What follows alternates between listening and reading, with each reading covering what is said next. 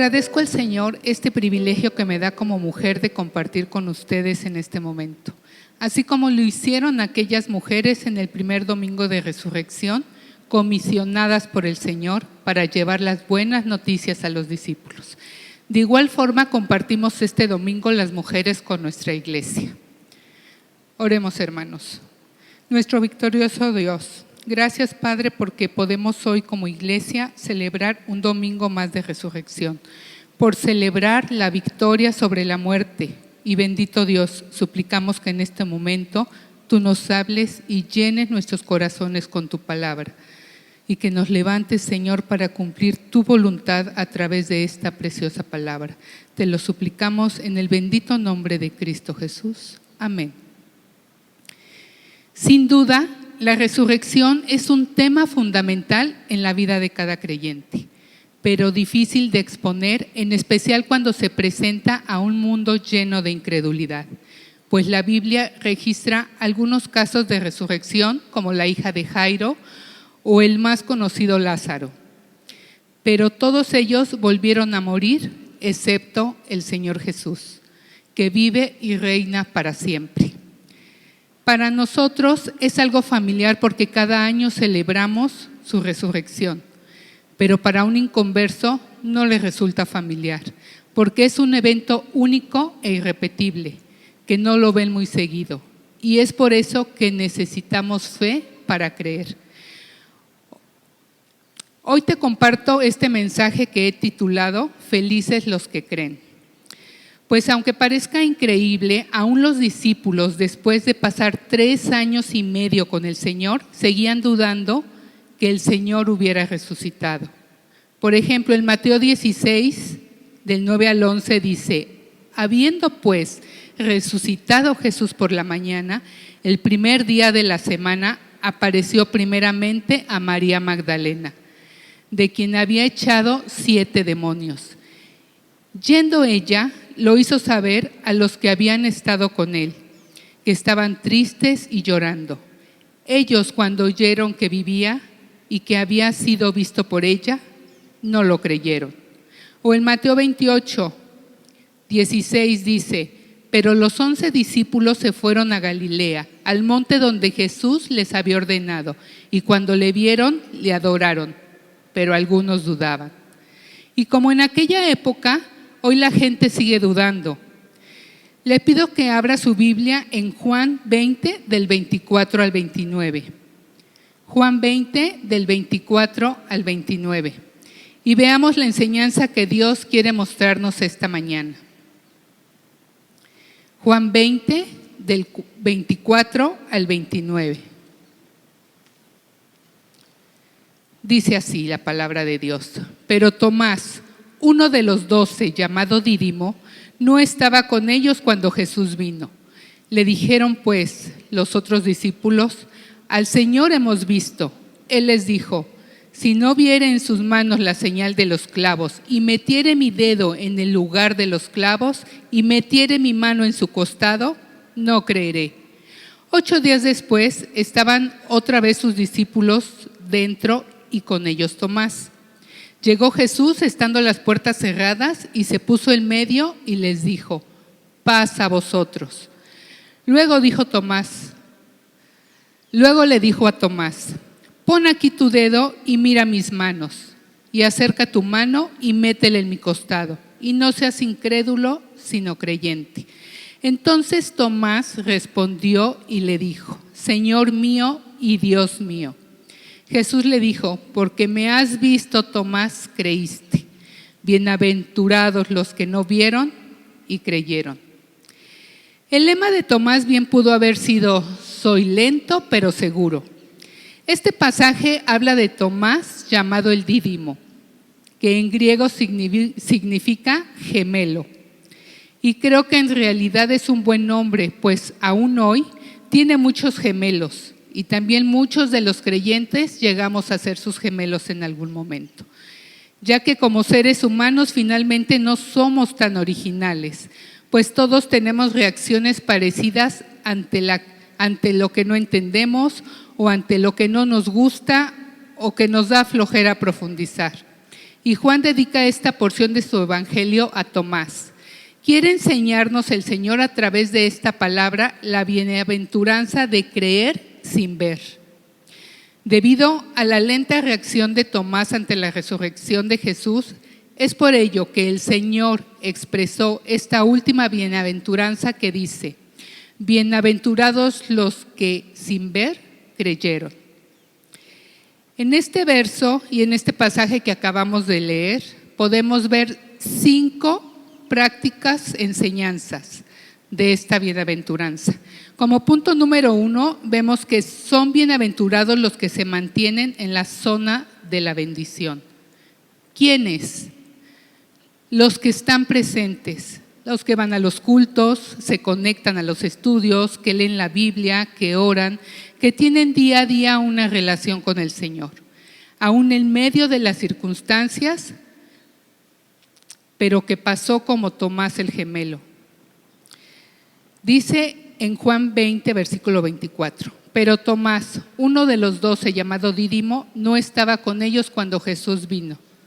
Tomás no estaba cuando Jesús llegó. Dice un dicho que el que se mueve no sale en la foto.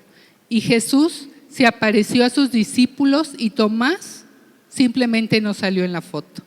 No sabemos dónde estaba. Lo que sí sabemos es que en esos días habían sido de mucha confusión y temor para todos los discípulos. Y Tomás en ese momento se encontraba fuera de la zona de bendición. y a la vez estaba en una zona de miedo, ahí donde estaba escondido. Esa es una zona que nos atrapa muchas veces a todos los seres humanos, ante lo que no podemos entender o comprender, y por supuesto la reacción del miedo es esconderse y paralizarse, o tal vez en la zona en la que se encontraba era la zona de la tristeza y de la decepción. Y no tenía fuerza para buscar a sus amigos. También es una zona que conocemos y nos atrapa muchas veces ante la pérdida de algún ser amado, como lo hemos vivido en esta pandemia. Y las heridas que esto nos causa nos hace que nos aislemos, o tal vez estaba en la zona del enojo y por eso se había apartado muy enojado. O tal vez estaba en la zona de la desidia. Estaba tomando demasiado tiempo para pensar qué sería lo que haría en su vida sin su amado maestro. O tal vez estaba en la zona de los afanes, muy ocupado, tratando de encontrar soluciones, resolver los asuntos por sí mismo, o tal vez estaba en la zona de la negligencia y se le hizo tarde. O tal vez en la zona de la distracción y ni se dio cuenta de lo que estaba pasando. Bueno, no podemos estar seguros exactamente en dónde se encontraba Tomás, ni qué estaba pasando por su mente y por su corazón. Lo que sí sabemos es que Tomás no estaba en la zona de la esperanza y de la bendición cuando Jesús vino. No estaba en donde tenía que estar, no solo físicamente, sino espiritual y emocionalmente. Lo que haya sido la razón por la que no estaba ahí, eso le hizo perderse de la enorme bendición de ver a Jesús cuando se les presentó a sus discípulos resucitado por primera vez. Y esto le hubiera ahorrado muchísimos sufrimientos si hubiera estado donde tenía que estar. ¿Cuántas veces, hermanos, ustedes y yo nos perdemos una bendición muy especial que cambiaría totalmente nuestro panorama? Y nos la perdemos porque no estamos donde Dios quiere que estemos. Él quiere que siempre estemos esperando en Él, que estemos pensando y sintiendo lo que Él quiere, que estemos con la gente que debemos estar, porque el Señor siempre bendice, eso es indiscutible. Pero nosotros no siempre estamos en la actitud para ver esa bendición de Dios. No siempre aprovechamos la bendición por no estar en la zona apropiada, por estar en el lugar equivocado. En tiempos difíciles como los que ahora nos enfrentamos como humanidad, muchas veces, al igual que Tomás, nos perdemos la bendición de ver a Dios por estar en las zonas equivocadas, por incredulidad, por miedo, por decepción o tristeza, por enojo, amargura, por desobediencia, por rebeldía, por ocuparnos en lo que no corresponde en ese momento o por hacer lo que nunca deberíamos de hacer, lo que no es la voluntad de Dios. Y simplemente nos perdemos la bendición de Dios por no estar en el lugar correcto física o espiritualmente. Y no vemos a Dios como deberíamos de verlo, porque Él está en todo momento buscándonos. Y Él nos da la oportunidad de verlo si así lo queremos. La zona de bendición es la zona donde Dios nos habla y lo escuchamos.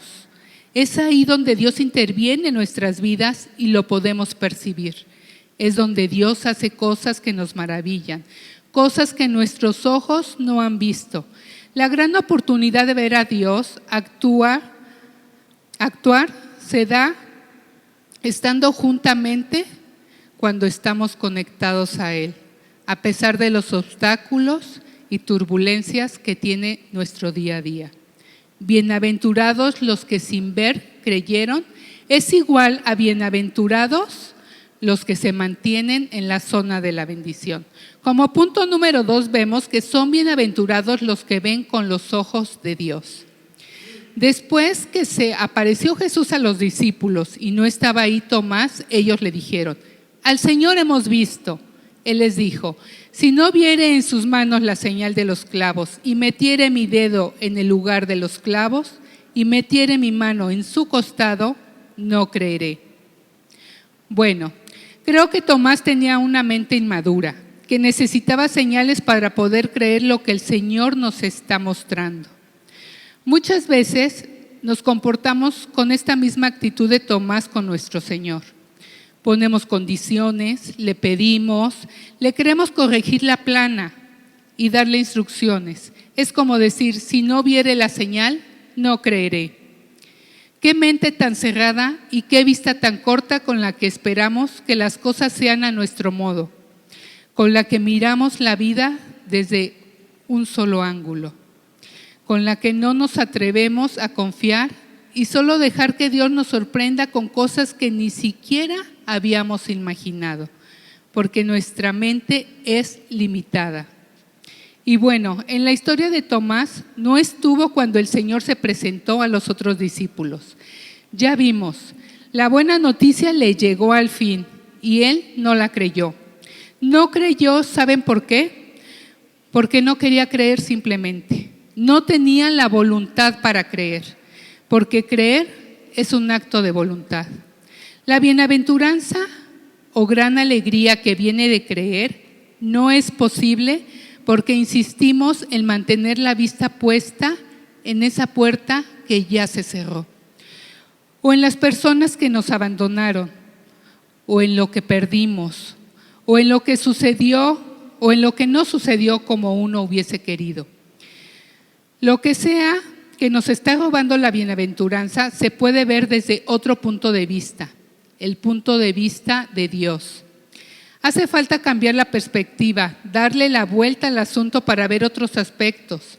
Hace falta estar dispuestos a creer bajo las condiciones de Dios y soltar nuestra propia manera de pensar y de ver las situaciones. Si una puerta se cerró, otras se han de abrir, pero no las veremos si insistimos en ver la puerta cerrada. Quizá hayamos perdido algo, pero tenemos todavía muchas otras bendiciones. Podríamos enfocarnos en ellas. O tal vez eso que no nos gustó que aconteciera es el camino hacia una bendición más grande de la que esperábamos. O es posible que el Señor quiere hacer un gran milagro para gloria de su nombre. ¿Por qué querer limitar la gracia de Dios a nuestras pobres expectativas y condiciones, cuando Él puede hacer las cosas más grandes de lo que podríamos imaginar? Como lo dice en su palabra en Efesios 3:20. Y aquel que es poderoso para hacer todas las cosas mucho más abundantes de lo que pedimos o entendemos. Para Tomás, la buena noticia que cambiaba por completo su panorama era: Cristo vive. Pero él se tardó en dejar que esa noticia le sacara de su decepción. Y ¿saben qué, mis queridos hermanos? Esa es la misma noticia. Cristo vive. Es la noticia que a ti y a mí este día puede cambiar nuestro panorama por completo. Sea cual sea la situación que nos aqueja, que nada nos impida ver con los ojos de Dios. Él es el vencedor, está sentado en el trono, triunfó sobre la muerte para darnos la victoria. Tenemos vida juntamente con Él, vida en abundancia. Dice su palabra que nada nos puede separar de su amor. En el mundo tendremos aflicción, pero confiemos porque Cristo ha vencido al mundo. Cambiemos nuestra perspectiva para sorprendernos viendo lo que Dios quiere darnos. Bienaventurados los que sin ver creyeron. Es igual a bienaventurados los que ven con los ojos de Dios. Como punto número 3 vemos que son bienaventurados los que disfrutan la paz de la presencia real de Dios. Dice el versículo 26. 8 días después estaban otra vez sus discípulos dentro y con ellos Tomás. Llegó Jesús, estando las puertas cerradas, y se puso en medio y les dijo: paz a vosotros. Bueno, al fin estaba Tomás ahí con los discípulos y ya habían pasado 8 días llenos de temor, horas de diálogos y debates que oscilaban entre unos que decían: es cierto, y otros decían: no, yo no lo creo, en especial el incrédulo Tomás. Paz entró diciéndoles: Paz es el saludo tradicional que se daban entre judíos. Era la manera de saludarse. Pero para Jesús no era un saludo cualquiera. Les dijo, paz a vosotros. Estaba hablando del verdadero shalom de Dios, no un simple hola. Su saludo era la buena noticia de que su shalom, que es la plenitud total del ser humano, era totalmente posible en ese momento. Que ahí les pertenecía a ellos y que ahora nos pertenece a nosotros. A través de la salvación que el Señor acababa de consumar de acuerdo a las profecías del Antiguo Testamento. En la cruz, y las había garantizado con su resurrección. Era posible para el Señor llegar y decirles paz. Claro que sí, como dice Romanos 5:1, tenemos paz para con Dios por medio de nuestro Señor Jesucristo. Él es el único que puede desearnos paz y al mismo tiempo proporcionárnosla, porque Él ha hecho todo para que tengamos esa paz. Jesús sabía que a sus discípulos les surgía su intervención para darles la paz. Sabía cómo estaban y los conocía como tantas veces que estaban en situaciones que necesitaban paz. Él se las dio, así que el Señor llegó, interrumpió en la cena, atravesando las paredes para animarlos. Lo primero que les dijo fue, paz a vosotros. El Señor sabe que muchas cosas nos roban la paz. Por eso nos recuerda que está con nosotros en todo momento. Irrumpe en nuestra escena y nos dice, he aquí, yo estoy con vosotros. Él está en nuestra barca, aún en medio de nuestra tormenta. Cristo vive, hermanos, y su presencia es real a nuestro lado. Él está presente en nuestra vida para darnos paz en nuestro mar en calma o en nuestro mar en tormenta. De cualquier forma, Él está ahí para que su presencia real nos dé la paz y nos dice en Juan 14:27, la paz os dejo, mi paz os doy. Yo no os la doy como el mundo la da. No se turbe vuestro corazón ni tenga miedo. Es posible disfrutar la paz de Dios en este mundo caído e imperfecto que nos sobresalta a cada momento. Se trata de fundamentar nuestra paz en la roca inconmovible que es Dios. Cualquier otra fuente de seguridad nos puede dejar tambaleando. Solo Jesús es el victorioso. Cristo vive, mis amados hermanos. Disfrutemos la paz de Dios creyendo y viviendo su intervención en nuestra vida. Bienaventurados los que sin ver creyeron, es igual a bienaventurados los que disfrutan la paz de la presencia real de Dios. Como punto número 4 vemos que son bienaventurados los que aprovechan los desafíos para crecer en la fe. Después de esto, Jesús se dirigió a Tomás y le dijo, pon aquí tu dedo y mira mis manos y acerca tu mano y métela en mi costado y no seas incrédulo, sino creyente. Jesús exhortó a Tomás a no ser un incrédulo, sino creyente. Y puede surgir la pregunta, bueno, pues antes que no era creyente Tomás, digamos que era creyente pero que a veces se comportaba como incrédulo. ¿Sabes qué? Como a todos los creyentes nos llega a pasar en algún momento. Tomás se había comportado como un incrédulo. ¿Y el Señor lo regañó por esto? No creo que lo haya regañado, pero sí le dejó muy claro cómo se llama lo que habían vivido en esos días. Le dijo, eso se llama incredulidad. Y aún más claro le señaló que de esa enfermedad hay que huir. Le dijo, no seas incrédulo, sino creyente. Tomás necesitaba crecer en su fe. Era lento para digerir la verdad de Dios. ¿Y saben qué? No era mejor ni peor que nosotros, ni que los otros discípulos, pero es hermoso ver que a cada uno el Señor nos da un trato personalizado. Él es especialmente afectuoso con cada uno de nosotros. No le caemos gordos y no le hartamos cada vez que le pedimos algo. Nos tiene mucha paciencia. y a Tomás le dio un trato personalizado. Le dio lo que estaba pidiendo con toda paciencia y amor. Le dijo: aquí estoy, toca mis manos, siente la señal de los clavos, mete tu mano en mi costado, aquí estoy como pedías. Y entonces le dice: crece, Tomás, aprende a creer, madura en la fe.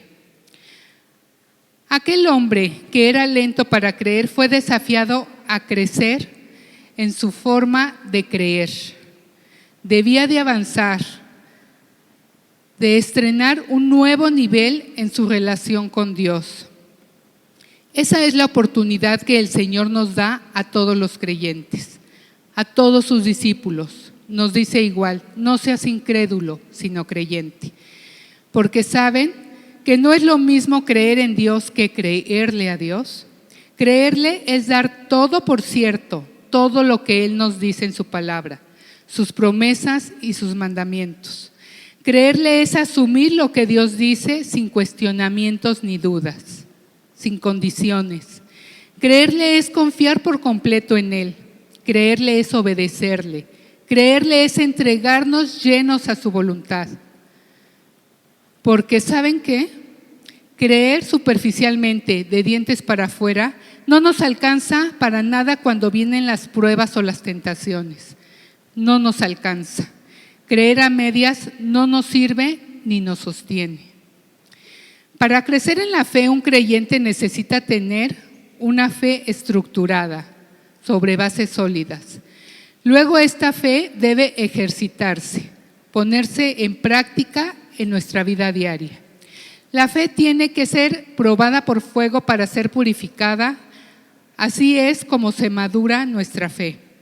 La bienaventuranza o gran felicidad de creer se perfecciona a través de las pruebas y desafíos que nos permiten crecer, y qué gozo experimentamos después de las pruebas. La bienaventuranza o gran felicidad de creer. Cristo vive, hermanos, y nos invita a crecer en nuestra fe. Bienaventurados los que no vieron ni creyeron. Es igual a bienaventurados los que aprovechan los desafíos para crecer en la fe. Y como quinto y último punto vemos que son bienaventurados los que se rinden ante Dios.